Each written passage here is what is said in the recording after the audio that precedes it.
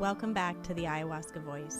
This is Jennifer with the Iowaska Church of Healing, and today we're going to talk about 3 things to do after an ayahuasca ceremony.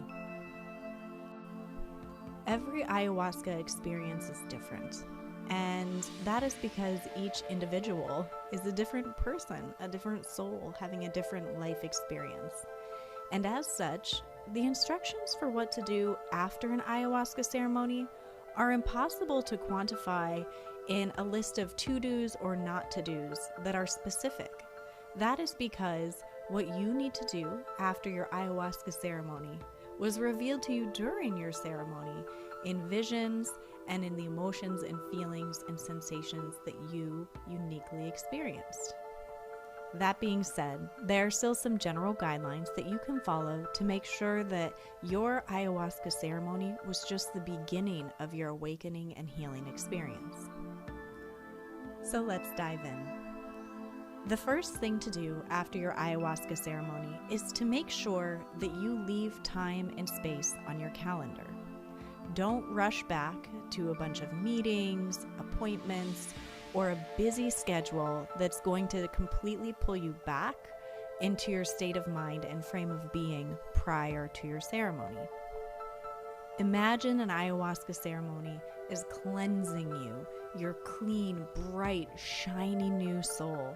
It's up to you to make sure that when you go back, you allow space on your calendar so that you can strategically remove things from your calendar, your life, or otherwise that don't need to be there.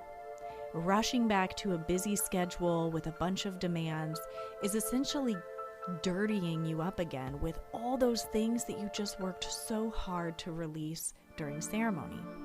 Of course, some responsibilities are unavoidable, and that's beautiful. Do those with your full heart, attention, love, and focus. Take inventory as to where you may be overstretching yourself or reaching back into old habit cycles and relationships that are no longer serving you. The second thing to do after ayahuasca ceremony is to understand that it is a journey. Ayahuasca is a beautiful medicine that opens up so much potential for healing and awakening. However, it is just the beginning of your journey. Aya showed you the door. Now it's up to you to walk through it. Taking time to reflect, journal, and listen to your intuition are highly important in your ability to maintain the peace and fulfillment that you experienced. Go within. Avoid information sourcing or absorbing too much human knowledge that is from outside of yourself. All of the answers are within you, and you know exactly what to do. Now is the time to listen to your intuition, your body, and your heart. Perhaps your diet has changed, or you've realized that certain relationships are no longer serving you. Listen to your intuition and let your soul and spirit guide you. This takes time and is a journey, but it's a beautiful one if you approach it with patience and love. The third thing to do after ayahuasca ceremony is to take courageous action or inaction. Remember, the new you that has been brought back into your old life is going to have to make some shifts and changes. These could be mental shifts, they could be life shifts, they could be relational shifts. There is no right or wrong way, and only you know what you really need to do. Coming back to life in the Matrix is going to bring with you a lot of excuses and reasons that may creep up to prevent the necessary changes that ayahuasca showed you need to make. Remember that any kind of change can feel threatening or scary to the conscious mind, the human mind, the logical piece of you that wants to keep everything the same. This is because humans have 3 basic needs that have to be met in order for survival to feel imminent. Those 3 needs are love, safety, and belonging.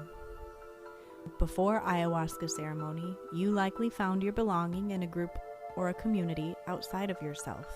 Perhaps you experienced love from somebody else that made you feel whole and safe. Or Maybe you felt the belonging of owning a certain piece of your identity and sharing that with others.